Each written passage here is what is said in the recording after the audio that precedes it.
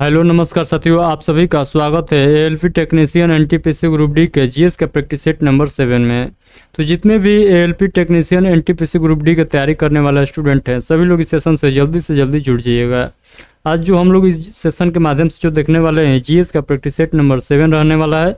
अगर जो new student है, अगर आप लोग प्रैक्टिस सेट 1 से लेकर 6 तक नहीं लगाए हैं, तो आप लोग इस चैनल के प्ले लिस्ट के माध्यम से आप लोग सभी लोग जो है 1 से लेकर प्रैक्टिस सेट नंबर 6 तक जरूर लगा लीजिएगा। तो चलिए हम लोग इस सेशन को कंटिन्यू करते हैं।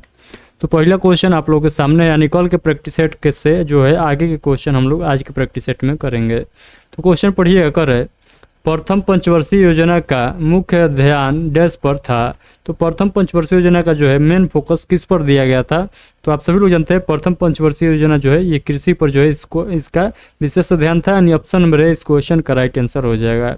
कृषि जो है आप सभी लोग जानते हैं प्राथमिक क्षेत्र के अंतर्गत आता है, और जो है सेवा क्षेत्र जो है सेवा क्षेत्र इसको द्वितीय क्षेत्र के अंतर्गत तृतीय क्षेत्र, सेवा क्षेत्र जो है ये तृतीय क्षेत्र के नाम से भी जाना जाता है। तो तृतीय क्षेत्र के नाम को जो तृतीय क्षेत्र है उसको सेवा क्षेत्र के नाम से भी जाना जाता है, और आप सभी लोग जानते हैं औद्योगिक क्षेत्र जो है ये द्वितीय क्षेत्र के अंतर्गत आता है। तो ये सारे पॉइंट आप लोग को याद रखना है। तो ये सारे पॉइंट जितना पॉइंट आप लोग को बतला रहा हूँ, सारे पॉइंट आप लोग याद रखिएगा। चलिए आप लोग देखिएगा। तो प्रथम पंचवर्षीय योजना आप लोग देखिएगा, तो प्रथम पंचवर्षीय योजना कब से कब तक चला था? तो आप सभी याद रखिएगा 1951 से लेकर 1956 तक। मॉडल किस पर आधारित था, यानी प्रथम पंचवर्षीय योजना किस मॉडल पर आधारित था? तो आप सभी लोग को बतलाना है हेराल्ड डोमर मॉडल पर आधारित था। तो आप सभी लोग याद रखिएगा हेराल्ड डोमर मॉडल पर जो है ये आधारित था। लक्ष्य क्या था? तो लक्ष्य जो था इसको जो है 2.1% से जो है बढ़ाना था। तो ये बात भी आप लोग को याद रखना है। और आप लोग देखिएगा तो उद्देश्य इसका था तो अर्थव्यवस्था एवं अर्थव्यवस्था का संतुलन विकास करना। तो इसका मेन उद्देश्य क्या था? तो अर्थव्यवस्था का संतुलन करना है। उसके बाद अगला पॉइंट देखिएगा, तो प्राथमिकता इसको क्या किस किस पर प्राथमिकता दिया था? तो सबसे पहले जो है कृषि पर, उसके बाद जल आपूर्ति पर, उसके बाद विद्युत पर, उसके बाद जो है मूल्य स्थिरता पर। तो ये सारे पॉइंट आप लोग को याद रखना है। इस जो है चार क्षेत्र में जो है इस पर काफ़ी ज़्यादा ध्यान दिया गया था इस पंचवर्षीय योजना के तहत। ये सारे पॉइंट आप लोग को याद रखना है। यहाँ पर सारे पॉइंट आप लोग याद रखिएगा। तो ये जो है उपलब्धियाँ है, तो ये आप सभी लोग याद रखिएगा। अगले क्वेश्चन नंबर 17 पढ़िएगा। भारतीय स्टेट बैंक की स्थापना डैश वर्ष में हुई थी।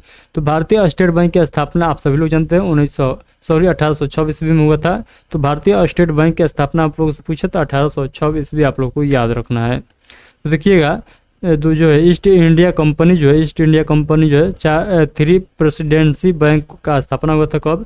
तो 2 जून 1806 ईस्वी में बंगाल प्रेसिडेंसी बैंक, 15 अप्रैल 1840 ईस्वी में बॉम्बे प्रेसिडेंसी बैंक, और 1 जुलाई जो है 1843 ईस्वी में जो है मद्रास प्रेसिडेंसी बैंक। तो ये 3 बैंक का स्थापना आप लोग को याद रखना है।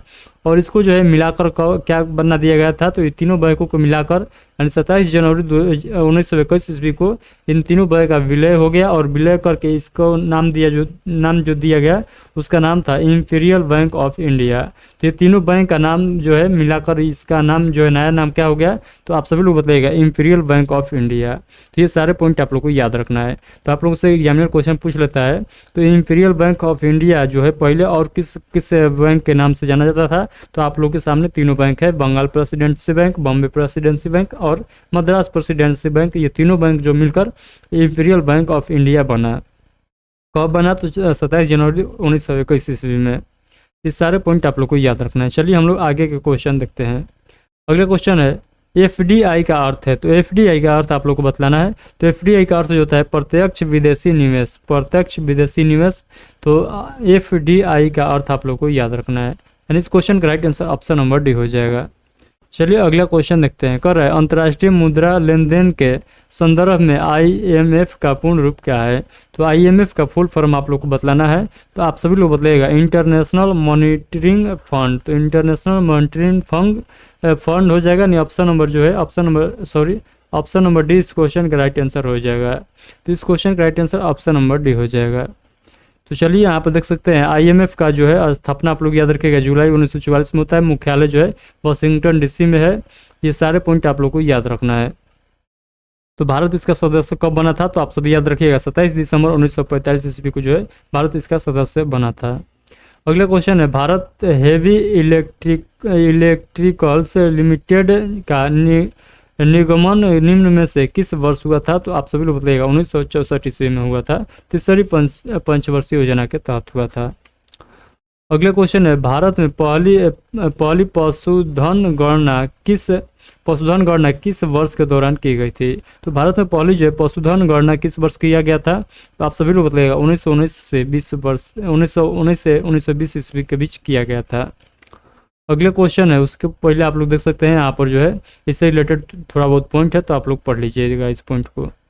चलिए हम लोग आगे के क्वेश्चन को देखते हैं। अगला क्वेश्चन है, पुष्कर मेला भारत के किस राज्य में आयोजित होने वाला वार्षिक पशु मेला है? तो आप सभी लोग जानते हैं पुष्कर मेला कहाँ लगता है। तो पुष्कर कहाँ है? तो पुष्कर आप लोग बताइएगा। तो राजस्थान में है। तो पुष्कर आप सभी लोग जानते हैं राजस्थान में, तो राजस्थान में ही ये लगने वाला मेला है।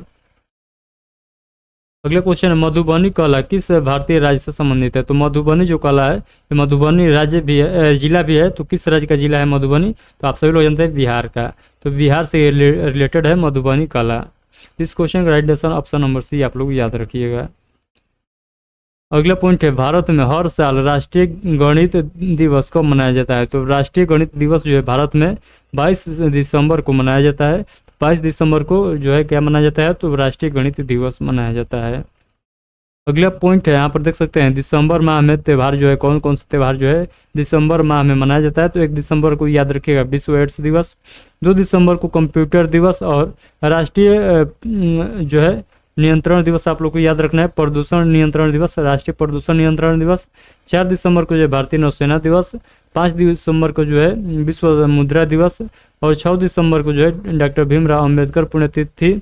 उसके बाद आप लोग को याद रखना है 10 दिसंबर को जो है मानव अधिकार दिवस, 11 दिसंबर को जो है यूनिसेफ की स्थापना हुआ था और 18 दिसंबर को याद रखा है अंतर्राष्ट्रीय प्रवासी दिवस और अल्पसंख्यक अधिकार दिवस। तो ये 2 दिवस आप लोग को 18 दिसंबर को याद रखना है। उसके बाद 22 दिसंबर को याद रखिएगा गणित दिवस जो कि इस क्वेश्चन पूछा गया था और 16 दिसंबर को आप लोग याद रखिएगा पॉइंट विजय दिवस और उसके बाद 23 दिसंबर को याद रखिएगा किसान दिवस, 24 दिसंबर को याद रखिएगा राष्ट्रीय उपभोक्ता अधिकार दिवस, 25 दिसंबर को सुशासन दिवस और 19 दिसंबर को गोवा मुक्ति दिवस मनाया जाता है। तो ये सारे आप लोग को दिसंबर माह का जो है आप लोग को दिवस याद रखना है। चलिए हम लोग आगे के क्वेश्चन देखते हैं। इंटरनेशनल कोर्ट ऑफ जस्टिस का हेडक्वार्टर कहाँ स्थित है?